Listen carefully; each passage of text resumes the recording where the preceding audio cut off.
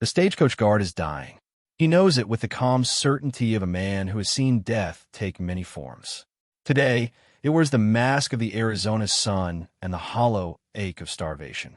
His name is Jedediah Stone, and he stumbles through the shimmering heat toward the low, mud-brick outline of the Mescal Springs relay station, a smudge of hope in a world bleached bone-white.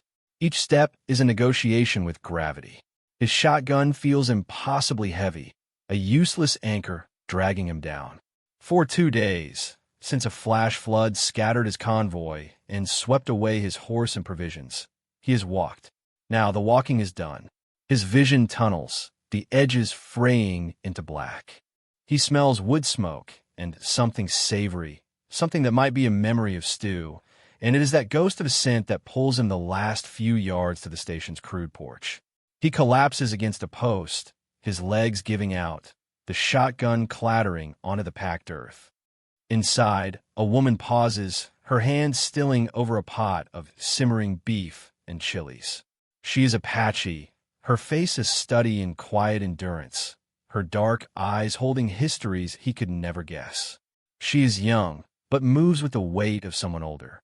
The station master, a sour, balding man named Silas, looks up from his ledgers and scowls at the figure darkening his doorway. "What you want?" He barks, his voice as dry as the dust devils outside. Jed tries to answer, to explain, but his throat is a desert, and only a rasp emerges. He pushes himself upright, leaning heavily on the doorframe, his uniform tattered, his face a gaunt mask of dust and sun-cracked skin. "Water," he manages to croak. "Food," Silas's eyes narrow, taking in Jed's ragged state, the lack of a horse, the desperation. He sees a problem, not a person. "This ain't a charity," Silas sneers. "Got coin." Jed's hand instinctively goes to his empty pockets. The flood took everything. He shakes his head. "Get on then." Silas dismisses him, turning back to his paperwork. No room for vagrants. But the Apache woman, Nita, moves from the shadows of the kitchen. She is visibly pregnant, the gentle swell of her belly pressing against her worn apron. She ignores Silas's glare, filling a tin cup with water from a barrel. She approaches Jed, her expression unreadable but for the lack of fear or judgment in her eyes. She offers him the cup.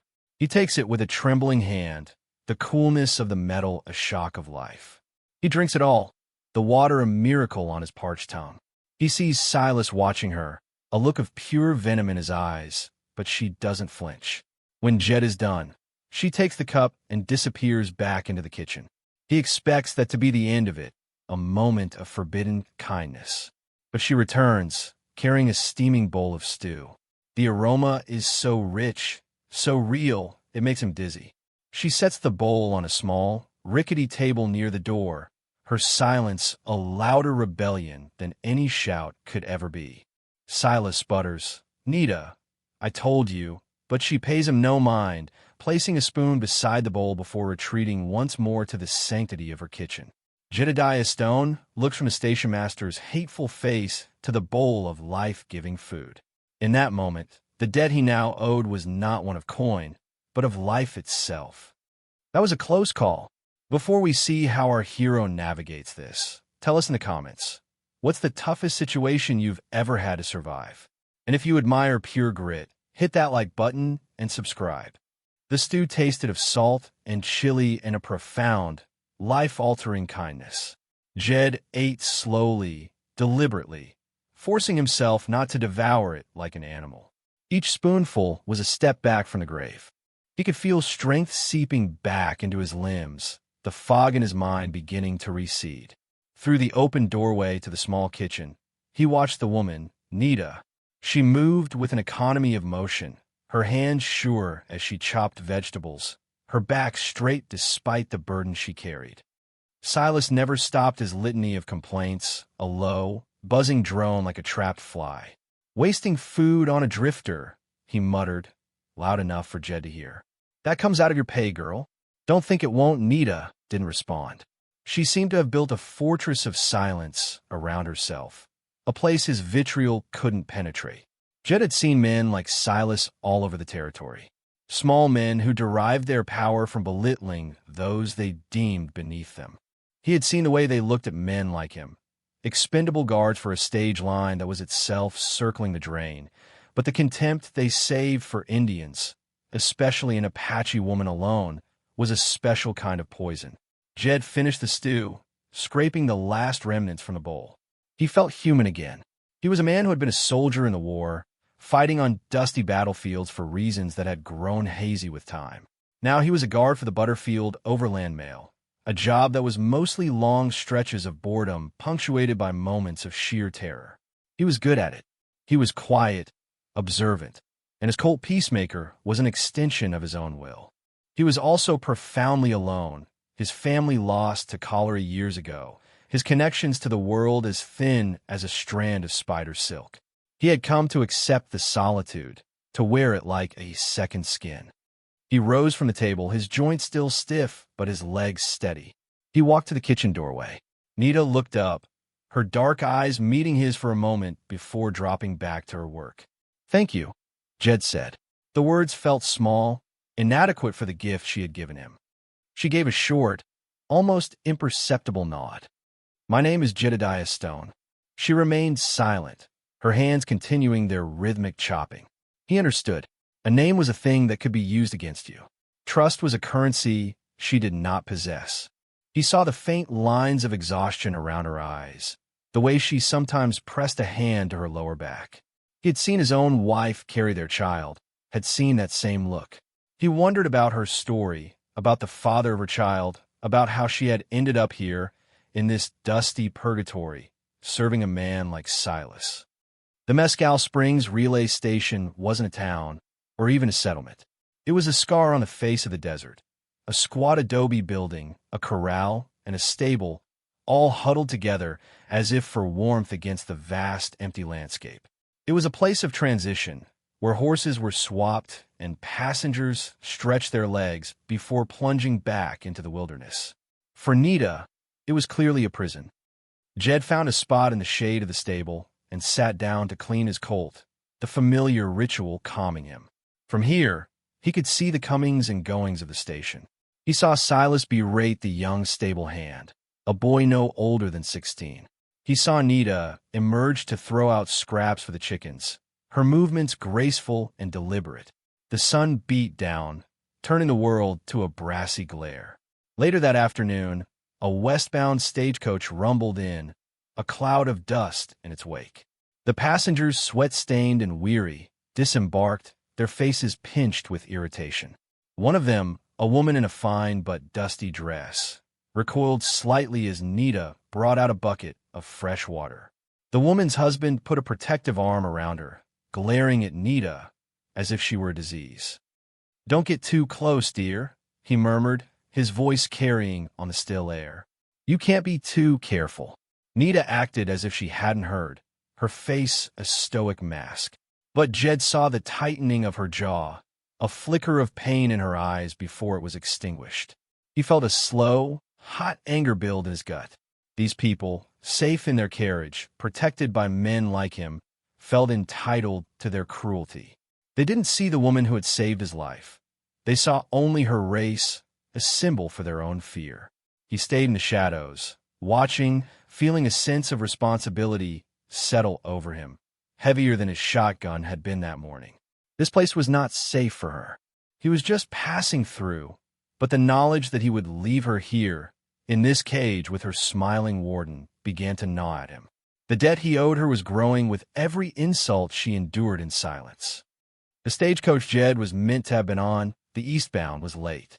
By nightfall, it still hadn't arrived, and a nervous energy settled over the station. Silas paced the porch, scanning the horizon. Jed remained by the stable, his senses on high alert. The desert was not forgiving of delays. When the coach finally appeared, long after midnight, it was traveling too fast. The horses were lathered, their eyes wide with panic. The driver, a man named Henderson whom Jed knew vaguely, hauled on the reins, bringing the coach to a screeching halt. "What is it? What's wrong?" Silas demanded, hurrying forward. Henderson leaped down from the driver's box, his face pale in the lantern light. Raiders, he said, his voice strained. Apaches. Not a big war party, but they hit a freight wagon about 10 miles back. Killed everyone. We saw the smoke. A wave of fear washed over the few passengers. The station, once a haven, now felt like a trap. Silas's face hardened, his fear quickly curdling into a familiar, ugly rage. His eyes darted around and landed on the one person he could blame. He strode past Jed and into the kitchen, where Nita was washing dishes. "You," he snarled. "You knew about this, didn't you?" Nita looked up, her expression a mixture of confusion and alarm. "I know nothing." "Liar." Silas spat, his voice rising. "Your people are out there, killing folks, and you're in here, playing the loyal squaw. Maybe you sent them a signal. Maybe that's what this is about." Jed was on his feet and moving before he'd consciously made the decision. He entered the kitchen just as Silas raised a hand, his face contorted with fury. Jed's own hand shot out and clamped around Silas's wrist like a vice. "That's enough," Jed said, his voice low and cold. Silas wheeled on him, his eyes bugging. "Take your hand off me, guard. This is my station." "You're not going to touch her," Jed stated, his grip tightening. The station master winced, a flicker of fear replacing the anger in his eyes. He was a bully, and bullies were always cowards. "She's a danger to us all," Silas insisted, trying to wrench his arm free. "She's bringing trouble down on us." Henderson and a few of the male passengers had crowded into the doorway, drawn by the commotion. Their faces were a mixture of fear and suspicion, all of it directed at Nita. "The only trouble here is you," Jed said, his voice dropping even lower. He shoved Silas back a step, releasing his wrist. "The woman fed me when you would have let me starve. She's done no harm." "I want her gone," Silas seethed, rubbing his wrist. He was playing to his audience now, puffing out his chest. "She's a liability. I'm responsible for the safety of this station. She's out, gone by sunrise." Jed looked at Nita. She stood frozen, her hands dripping water into the dishpan. For the first time, he saw raw fear in her eyes. A pregnant woman, cast out into a desert teeming with panic and violence. It was a death sentence. He looked back at Silas's smug, hateful face, and a cold resolve settled in his soul. The debt was coming due. "Fine," Jed said calmly. The single word hung in the air, thick with unspoken meaning. Silas smirked, thinking he had won. "She goes at dawn," he affirmed. "And so do I," Jed continued, his eyes locked on the station master. "And I'm taking her with me, all the way to Tucson." The smirk vanished from Silas's face. The passengers in the doorway shifted, murmuring amongst themselves. The idea was madness. One man escorting an Apache woman through 100 miles of hostile territory. Nita stared at him, her eyes wide with disbelief, her lips slightly parted. In the sudden, tense silence of the kitchen, Jedediah Stone had just turned a simple debt of food into a binding contract of protection, a promise he knew he had to keep, even if it cost him everything. The hours before dawn were thick with a strained, humming tension. Silas, robbed of his public confrontation, retreated into a sulking silence, but his resentment radiated from him like heat from a stove. He refused to offer any aid. "You want to play the hero, guard, you do it on your own time and with your own supplies," he'd sneered before barricading himself in his office with a bottle of whiskey. Jed ignored him. His focus was singular and sharp. He went to Henderson, the driver of the eastbound stage. "I need supplies," Jed said, his tone leaving no room for argument.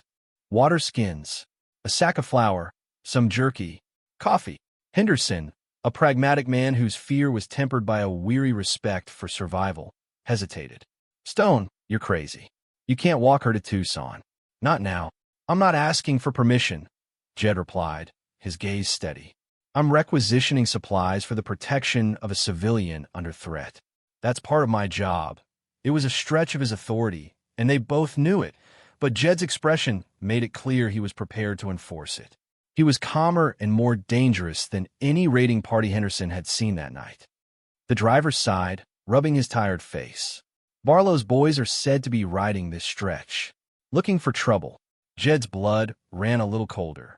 Caleb Barlow was a rancher and self-proclaimed Indian hunter, a man who operated under the thinnest veneer of lawfulness. He and his men were vultures who profited from fear, collecting unofficial bounties and terrorizing anyone with native blood. All the more reason, Jed said grimly. Henderson gave a reluctant nod. All right, Stone, but don't expect the company to thank you for it. He led Jed to the supply shed and allowed him to take what he could carry. 2 full water skins, a small sack of hardtack biscuits, a strip of dried beef, and a precious handful of coffee beans. It wasn't much for a multi-day journey on foot, but it was more than nothing. Jed's final preparation was to visit Nita. He found her in the kitchen, not working, but standing by the cold hearth, her hands wrapped around her middle as if to protect her unborn child from the hostility of the world. She had a small bundle at her feet, everything she owned wrapped in a faded blanket. She looked up as he entered, her face etched with a deep, weary uncertainty. She did not trust him. He couldn't blame her. In her experience, a white man's promise was a shifting sand dune, solid one moment and gone the next. We leave in an hour, he said softly, before the sun is fully up. She watched him, her dark eyes searching his face for the truth. Why? She asked, her voice barely a whisper. It was the first question she had asked him, the first time she had demanded anything. Jed considered his answer. He could talk about the debt, about honor, about duty, but those words fell hollow. The real reason was something deeper, something that had taken root in him when he saw the flicker of pain in her eyes as the passenger insulted her. Because no one should be alone out there, he said simply. And because what he jerked his head in the direction of Silas's office, is doing is wrong. It was the truth, unvarnished and plain. It seemed to be the right answer. A fraction of the tension in her shoulders eased. She gave another one of her small, sharp nods. I am ready, she said. They left as the first pale light of dawn painted the eastern sky in shades of gray and rose. The air was cool, a deceptive respite from the brutal heat that would soon descend. Jed carried the bulk of the supplies and his shotgun, while Nita carried her small bundle. They didn't look back. The Mescal Springs relay station, with its simmering hatreds and fragile safety, shrank behind them until it was once more just a smudge on the horizon. The silence of the open desert replaced the silence of the tent station. For the first few hours, they walked without speaking, a rhythm of footsteps on sand and stone. Jed took the lead, his eyes constantly scanning the landscape, reading the terrain for threats and opportunities. He was acutely aware of Nita walking behind him. He set a slow, steady pace, mindful of her condition. He could hear her breathing, soft and even. She was not struggling to keep up. Around mid-morning, he stopped in the meager shade of a rocky outcropping. He unslung the water skin. Drink, he said, handing it to her. She drank, but sparingly. She handed it back to him. You too. He took a small swallow. He knew they had to conserve it. The next reliable water source he knew of was a full day's walk away, maybe more at this pace. As he was capping the skin, he saw her looking at a small, scrubby plant with tiny gray-green leaves. She knelt, her movements fluid despite her pregnancy, and plucked a few leaves, crushing them between her fingers and sniffing them. This is good, she said, more to herself than to him. For thirst, she popped one of the leaves into her mouth and held a few out to him. He hesitated for a fraction of a second. His training, his experience, screamed at him to be cautious. But he looked at her face, earnest and open, and took the leaves. He chewed one. It had a slightly bitter, astringent taste, but it immediately flooded his mouth with moisture, easing the dryness in his throat. What is it? He asked. My grandmother called it stone water, she said. It helps the body hold the water you drink. Jed nodded, tucking the small piece of knowledge away. He was the guard, the protector with the gun, but in this land, she had a wisdom that was just as vital. He was beginning to understand that this was not a one-sided rescue. They were two people against the desert, and each had something the other needed. The sun climbed higher, relentless and white. The heat was a physical weight. Jed felt sweat trickle down his back. He watched Nita. She had tied a piece of her blanket around her head to shield her face, and she walked with a steady, uncomplaining gait. He was a strong man, inured to hardship, but he found himself marveling at her endurance. She was carrying the weight of 2 lives, yet she showed no sign of faltering. They ate their midday meal in silence, a few hardtack biscuits each. The food was bland and dry, but it was fuel. As they rested, a flicker of movement on a distant ridge caught Jed's eye. He stiffened, his hand going to shotgun. He watched, unblinking, until he identified them. 3 riders, moving slowly. Too far to identify, but any riders were a potential threat. "Get down," he said in a low voice. He gently pushed Nita down behind a cluster of boulders, pressing himself flat beside her. His body shielded hers from view of the ridge. He could feel the warmth of her shoulder against his, could hear the soft sound of her breath. He slowly raised his head, peering through a gap in the rocks. The riders continued on their path, eventually disappearing over the horizon. They hadn't been seen. Jed let out a slow breath he hadn't realized he was holding. He looked down at Nita. Her eyes were wide, but she wasn't panicking. She was watching him, her gaze intense. In that moment, pressed together by a shared threat, a fragile tendril of trust began to sprout in the barren ground between them. He was keeping his word. He was protecting her. He gave her a small, reassuring nod and pushed himself up. "They're gone." She rose gracefully, brushing the dust from her skirt. "Thank you," she said. It was the second time she had thanked him. The first had been for food. This time it was for her life. The weight of his promise settled more deeply into his bones, no longer a burden, but a purpose. They continued their journey, the silence between them now feeling less like a chasm and more like a shared space, a quiet understanding that words could only cheapen. The landscape grew more rugged as the afternoon wore on. The flat, sandy plains gave way to a broken country of arroyos and canyons, a maze of red rock and thorny brush. It was harder walking, but it also offered more cover. Nita's knowledge of the land became even more apparent. She pointed out a barely there trail that hugged the side of the canyon, a path that was invisible to Jed's untrained eye, but which offered shade and a more direct route. "My people used this path," she explained softly, "when we needed to travel unseen." Jed followed her lead without question. He was the soldier, the guard, but she was the guide. He watched the way her feet found sure purchase on the loose scree, the way she navigated the treacherous terrain with an innate grace. He realized she wasn't just from this land, she was part of it. The desert that was an enemy to him was, to her, a home, albeit a dangerous one.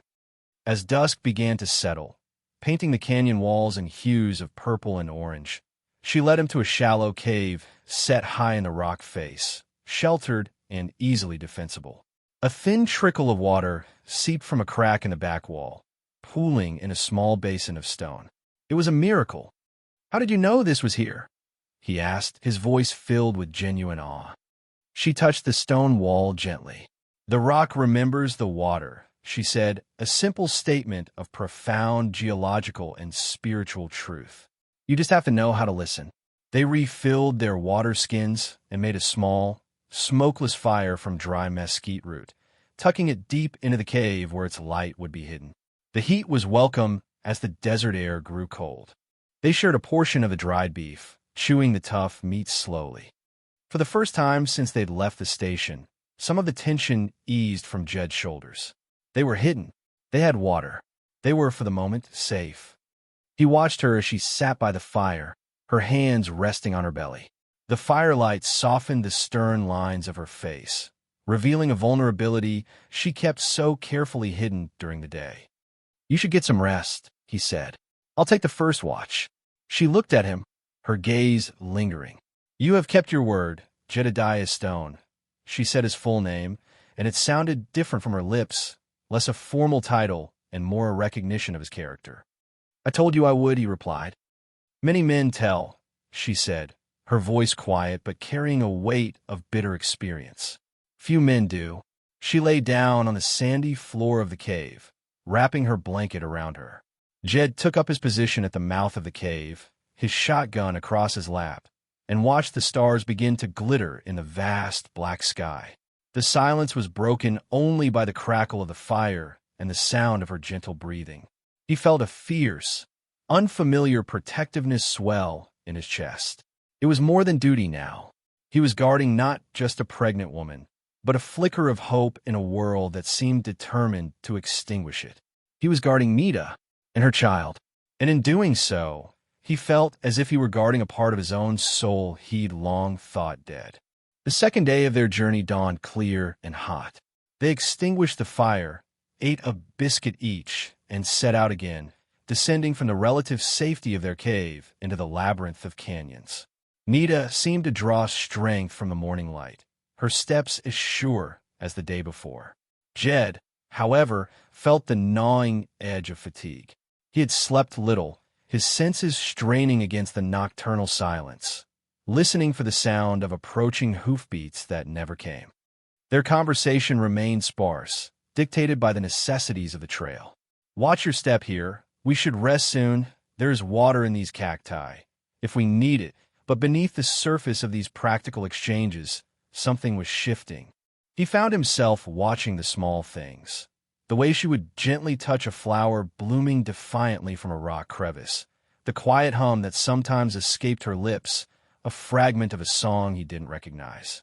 He was learning the topography of her resilience, the map of her spirit. She, in turn, was observing him. She saw the way he always positioned himself between her and any perceived danger, the way his eyes never stopped moving, scanning, assessing. She saw the exhaustion he tried to hide, the grim set of his jaw that spoke of a deep-seated responsibility. One afternoon, as they paused to rest, he dozed off for a moment, his head slumping against a rock. He awoke with a start, grabbing for his shotgun, a flicker of panic in his eyes. He saw her sitting quietly a few feet away, a sharpened stick in her hand, watching the trail in both directions. She had been standing guard over him. She offered no explanation, and he asked for none. The gesture was enough. It was a quiet acknowledgement of their partnership. He was her protector, yes, but she was his too. Later that day, they stumbled upon the scene of the freight wagon attack Henderson had spoken of. The wagon was a charred skeleton, its cargo of flour and bolts of cloth scattered and ruined. The air still hung with the stench of smoke and death. Jed surveyed the scene with a practiced eye, his face hardening into a grim mask. The bodies had been removed, likely by a passing patrol, but the evidence of the violence was everywhere. He saw the tracks, shod horses and moccasins. A mixed party, perhaps, or something else. He tried to steer Nita away from the wreckage, to shield her from it, but she stopped, her gaze fixed on a small, broken doll lying half-buried in the ash. Her face, usually so controlled, crumpled for a moment. A deep, shuddering breath escaped her. She pressed her hands to her belly, a gesture of fierce, primal protection. "Come on," Jed said, his voice softer than he intended. "There's nothing for us here." She allowed him to lead her away, but the incident cast a long shadow over the rest of the day. The abstract threat of raiders had become a visceral reality. The silence that fell between them now was heavier, freighted with the knowledge of what lay waiting in the wilderness for the weak or the unlucky. That night, they found shelter in a cluster of wind-carved rock formations that looked like sleeping giants. Their supplies were dwindling. The jerky was gone, and only a few biscuits remained. Nita, using a piece of twine from her bundle and a bent pin, managed to snare 2 small lizards. She cooked them over the fire, and while Jed had eaten worse things in his life, he was struck by her resourcefulness. She could conjure a meal from the very bones of the desert. As they ate, she spoke, her voice low. "The men who did that," she said, looking into the fire, to the wagon. "They were not my people." Jed looked at her. "How do you know?" "My husband. He taught me to see the signs. The way the arrows were fletched, the way the bodies were left. It is for show, to make fear. Apache fight to live, to take back what was stolen. We do not kill children's toys." She paused, her gaze distant. "There are men, white and native, who profit from war. They create the fire, then they sell the water." Jed thought of Caleb Barlow, and his riders. Men who didn't care who they killed, as long as it stirred up enough hatred to keep them in business. He realized she was right. The attack might not have been a random act of violence, but a calculated piece of theater designed to inflame tensions and justify men like Barlow. "My husband," she continued, and Jed knew what a gift these words were, a sharing of a sacred part of her past. His name was Taza. He was a war chief, but he wanted peace. He tried to talk to the soldiers at the reservation. He believed there could be a way for us to live. She fell silent, the story ending itself in the terrible quiet. "What happened to him?" Jed asked gently. "He went to a parley, under a flag of truce.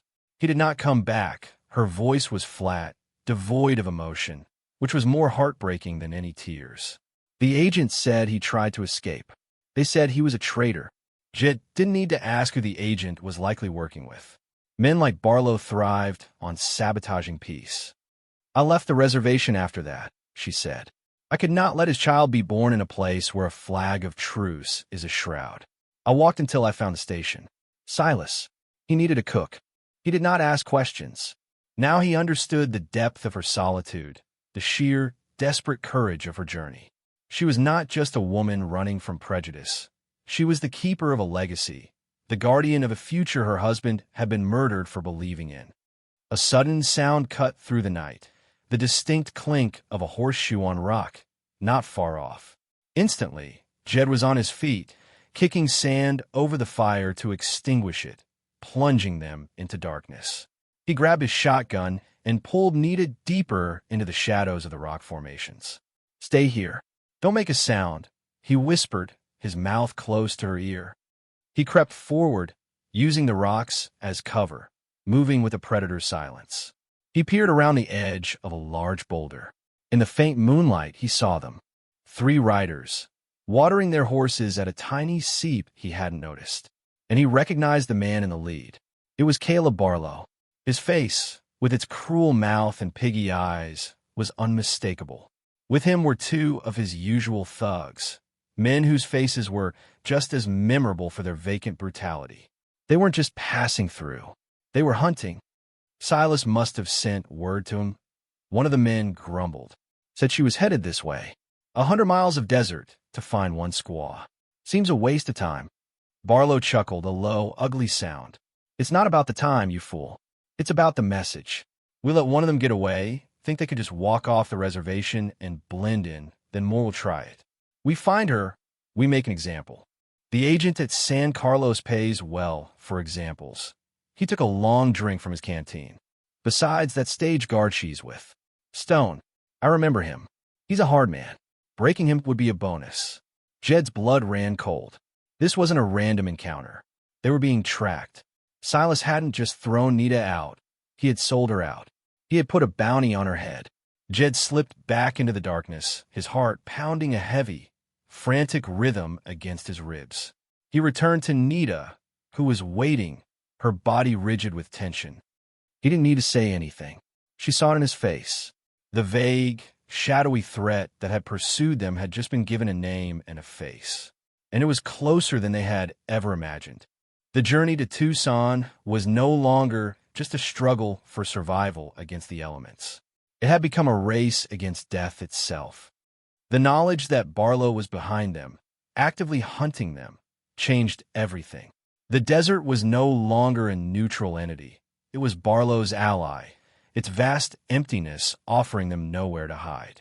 Jed knew they couldn't outrun 3 men on horseback. Their only hope was to outthink them. "We have to move," he whispered to Nita, his voice urgent in the cold darkness. "Now, we need to find a place where we can make a stand. A place where their horses are a disadvantage." Nita nodded, her face pale but resolute in the moonlight. The fear was there, but beneath it was a core of steel. She gathered her small bundle. "I know a place," she said, her voice steady. "The old mission. San Xavier del Bac is what the Spanish called it. My people call it the White Dove of the desert. It is in ruins, but the walls are strong. It's in a valley, surrounded by broken ground." "How far?" Jed asked. "A half-day's walk. Maybe less if we hurry." It was their only chance. They set off at a grueling pace, leaving the relative shelter of the rocks and plunging back into the open. The moon was a sliver, offering little light. They stumbled over rocks and thorny bushes, the sounds of their own frantic passage seeming deafeningly loud in the night. Jed's senses were stretched to their breaking point. Every shadow seemed to hold a thread. Every gust of wind sounded like a whisper. He kept looking back, expecting to see the dark shapes of the riders cresting a hill behind them. He was pushing Nita hard, he knew it. He could hear her labored breathing, and he felt a pang of guilt. But the image of Barlow's cruel smile was burned into his mind. It was a race, and the stakes were absolute. As they walked, a new fear began to surface in Jed's mind. Nita was strong, stronger than anyone he had ever known, but she was nearing the end of her endurance. Several times she stumbled, and he caught her, his arm wrapping around her waist to steady her. Her body felt fragile beneath his hands. "I can go on," she insisted each time, her voice tight with pain. But he could see the cost. She would press a hand to her belly, her face contorting for a moment before she smoothed it back into a mask of determination. The child, the journey, the fear, the frantic pace, it was all taking its toll. They were not just running from Barlow. They were running against the clock of her own body. They finally saw it as the first hint of dawn was breaking. The ghostly white towers of the ruined mission, nestled in a small valley. It looked like the skeleton of some great beast, bleached by the sun. It was perfect. The approach was a treacherous slope of loose rock and dense cholla cactus, impossible for horses to navigate quickly. They scrambled down the slope and through a breach in the outer wall. Inside, the mission was a wreck of crumbling adobe and fallen timbers. But as Nita had said, the main structure was solid. The church itself was roofless, open to the sky, but its thick walls offered excellent cover. They found a defensible spot in what had once been the sacristy, a small room off the main chapel with a single entrance and a narrow, slit-like window looking out over the approach. It was a natural fortress. As soon as they were inside, Nita collapsed against a wall, her face slick with sweat. She was breathing in short, sharp gasps. "The baby," she whispered, her eyes wide with a mixture of pain and terror. "It's coming." Jed's heart plummeted. Here? Now. It was the worst possible timing, a cruel twist of fate. Barlow was coming. The baby was coming. He felt a surge of helpless panic, but he crushed it down. Panicking was a luxury he couldn't afford. He was the guard. He was the protector. He knelt beside her, his mind racing. "All right, Nita. All right," he said, forcing his voice to be calm and steady. "Just breathe, like we've been walking. Slow and steady." He took her hand. It was cold and clammy. She squeezed his with surprising strength, her knuckles white. Another wave of pain washed over her, and she cried out, the sound muffled against the adobe wall. This was it, the final turning point. There was no more running. The showdown was coming, whether he was ready for it or not. He looked from Nita's pain-filled face to the narrow window. The sun was rising, casting long, menacing shadows across the valley. Barlow and his men would be here soon. Jed had to prepare for two battles at once, one against the hatred of men, and one to welcome a new life into the world. He tore a strip from his own shirt. "Here," he said, wiping the sweat from her forehead. "We're going to be all right. I'm not leaving you." She looked at him, her dark eyes filled with pain, fear, and something else, a deep, profound trust. It was a trust that had been forged in the crucible of the desert, built step by grueling step. She had given him food when he was starving. He would give her safety in her most vulnerable hour. He pulled his Colt, checked the cylinder. 6 shots. He had a handful of extra cartridges in his pocket. It wasn't much against 3 men, but it would have to be enough. He positioned himself by the window, his body shielding Nita from the doorway. He laid his shotgun on the ground beside him. He was a soldier again, preparing a desperate defense. "Taza," Nita gasped between pains. He would have named him Shadow. It means flat nose. A strong name. Shadow, Jed repeated softly. He wasn't just defending Nita anymore. He was defending Taza's son. He was defending Shadow. He settled into wait, the rhythmic sounds of Nita's labor a stark counterpoint to the tense silence of the coming dawn. The mission was no longer a ruin. It was a sanctuary, and he would hold it or die trying. His life had been empty and solitary for so long, a journey without a destination. Now, in this crumbling church, with a woman whose life he'd stumbled into, he had found his purpose. It was simple. It was absolute. He would be the wall against which the darkness broke. The sun climbed higher, flooding the ruined chapel with golden light. The air grew still and heavy. Every rustle of a lizard, every cry of a distant hawk, sounded like the approach of doom. Jed remained at his post by the slit window, a sentinel carved from granite. Behind him, Nita's world had shrunk to the rhythm of her own body, a cycle of pain and release that was both an agony and a miracle. Then he saw them, 3 figures on horseback, silhouetted against the morning sun on the ridge overlooking the valley. Barlow. Jed's grip tightened on the worn stock of his shotgun. They paused, surveying the mission below, their shapes dark and predatory. "They're here," Jed said, his voice low and calm. He didn't look at Nita, but he felt her focus shift. Barlow and his men began their descent, their horses picking their way carefully down the treacherous slope. They were arrogant, certain of their prey. Jed let them come. The closer they got, the less advantage their rifles would give them. He waited, his breath held, his entire being concentrated on the moment. They dismounted near the main breach in the wall, tying their horses loosely. They fanned out, moving with a practiced, predatory caution. "Stone!" Barlow's voice echoed through the ruins, ugly and loud. "I know you're in here, and I know you've got that squaw with you. Send her out, and we might just let you walk away. The agent only pays for her." Jed remained silent. He knew it was a lie. Barlow wouldn't leave a witness, especially not one who had defied him. "Don't be a fool, Stone," Barlow shouted again, his voice closer now. "She ain't worth dying for. She's nothing but reservation trash." Behind him, Nita let out a sharp cry of pain, and Jed felt a surge of pure, cold rage. He rested the barrel of his shotgun on the edge of the window. "Her name is Nita," Jed called out, his voice clear and carrying, cutting through Barlow's taunts. "And she is under my protection. You want her, you come through me." There was a moment of silence, and then Barlow's grating laugh. "Have it your way, hero." The first shot was not from Jed.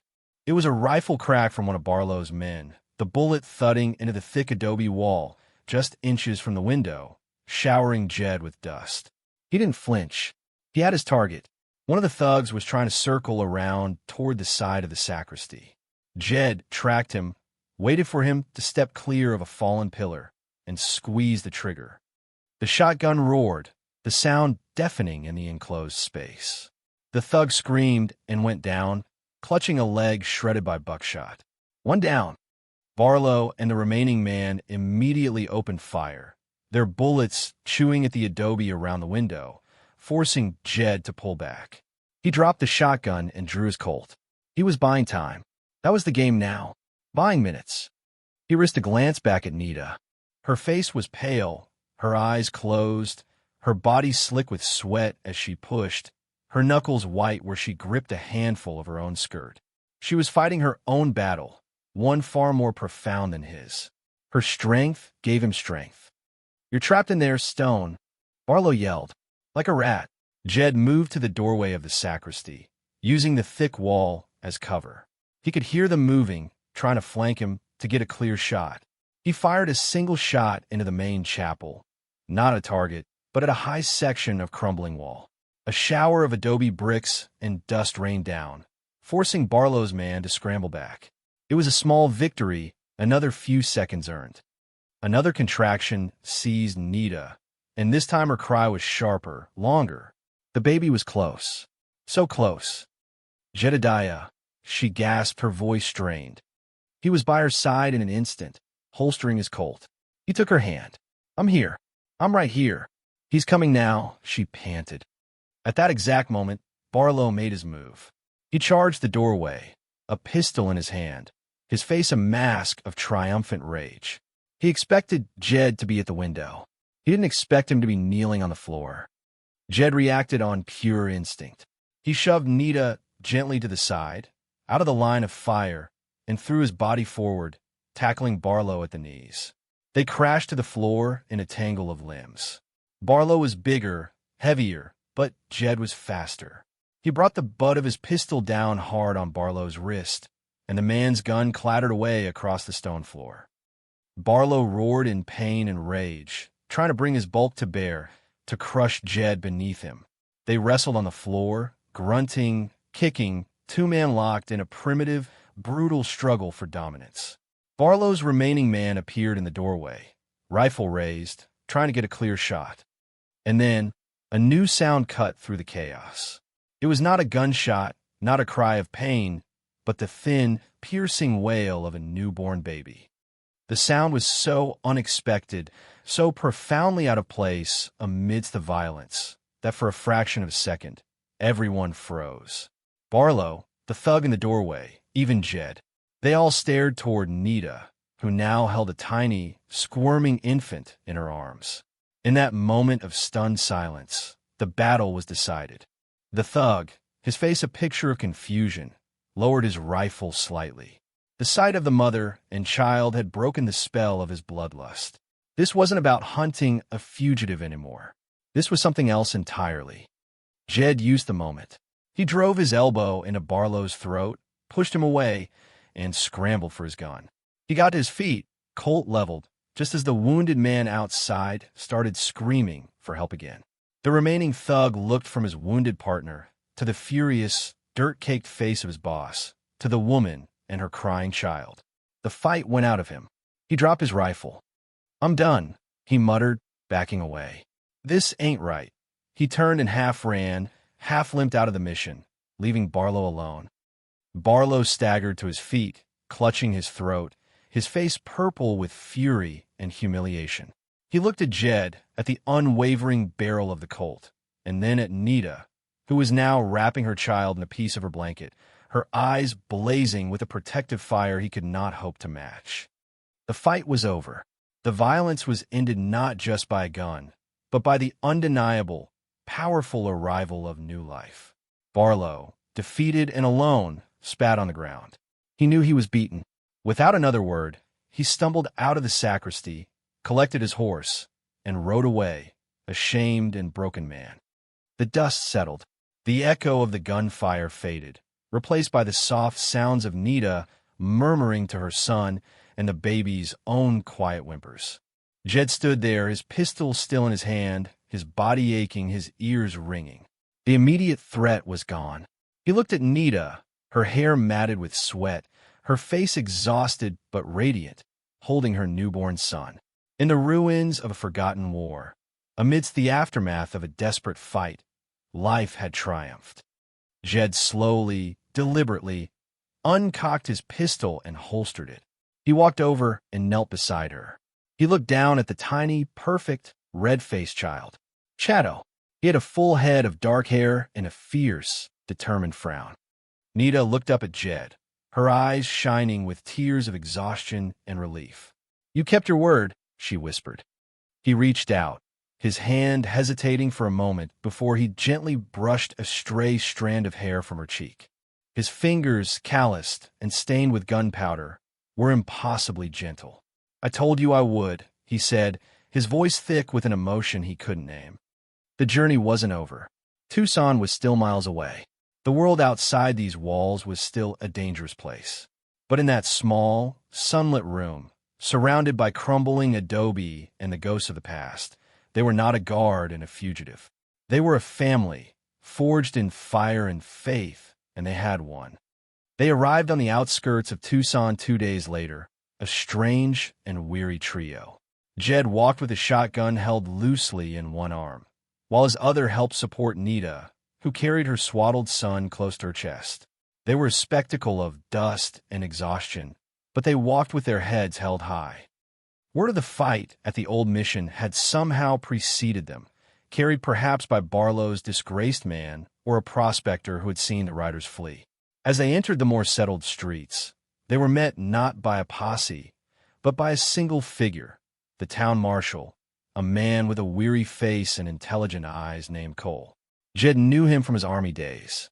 Cole took in the scene at a glance. Jed, looking more like a scarecrow than a stagecoach guard. The Apache woman, proud and defiant despite her obvious fatigue and the tiny bundle she carried. "Stone," the marshal said, his voice neutral. "I heard you had some trouble out near the mission." "You could call it that," Jed replied, his voice raspy. Barlow and his boys decided to enforce some laws they made up themselves. Cole's eyes lingered on Nita and the baby. There was no hostility in his gaze, only a quiet assessment. "Barlow's been a boil on the backside of this territory for years," he said, more to himself than to Jed. He looked back at Jed. "The stage line sent word you'd gone off on your own. They weren't happy. I had my reasons," Jed said simply, his gaze flicking to Nita. The marshal nodded slowly. He understood. He saw the whole story in their faces, in the way Jed stood protectively beside the woman, in the way she leaned on him for support. "Well," Cole said, a hint of something like respect in his tone, "the doctor's office is 2 streets down. I expect you'll be wanting a room at the boarding house after that. I'll let Mrs. Gable know to expect you. And I'll make sure word gets around that this woman," he gestured to Nita, "and her child are under the town's protection now." He paused. "My protection." It was a small thing, a grudging measure of acceptance from one man, but in that moment, it felt like a monumental victory. A town official was choosing the law over prejudice. Later that evening, in a small, clean room Jed had rented, the world finally felt still. Nita was resting on the bed, her son, Chado, asleep in a drawer pulled from the dresser and lined with a soft blanket. He was healthy, the doctor had said. She was exhausted, but she would be fine. Jed sat in a chair by the window, cleaning his Colt Peacemaker, the familiar ritual, a way of processing the events of the past week. The town hummed with life outside, a world away from the deadly silence of the desert. He was no longer just a guard.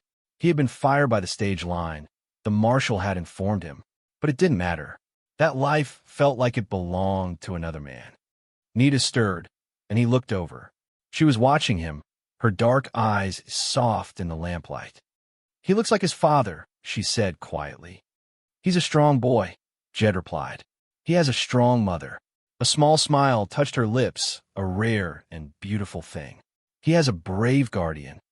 The silence that settled between them was comfortable, filled with unspoken understanding. The transaction that had started with a bowl of stew at a dusty relay station had been transformed into something profound and unbreakable. He had set out to repay a debt, but somewhere on that long walk, he had found something he hadn't even known he was searching for. A home, a purpose. He finished cleaning his pistol and laid it on the bedside table, the tool of his old life. Then he looked at Nita and at the sleeping child who represented a new one. She had begun to hum, a soft, ancient Apache lullaby. The melody filled the small room, a song of survival and love. Jedediah Stone listened and knew he hadn't just guarded her all the way to Tucson. He had guarded his own lost heart right into her hands. And here, in this quiet room, it had finally found a place to rest. Thanks for watching. If you believe in compassion, overcoming prejudice, and finding love in unexpected places, give this story a like and subscribe for more. This story showed love and heroism where least expected. What was your favorite moment of connection between them? Tell us in the comments.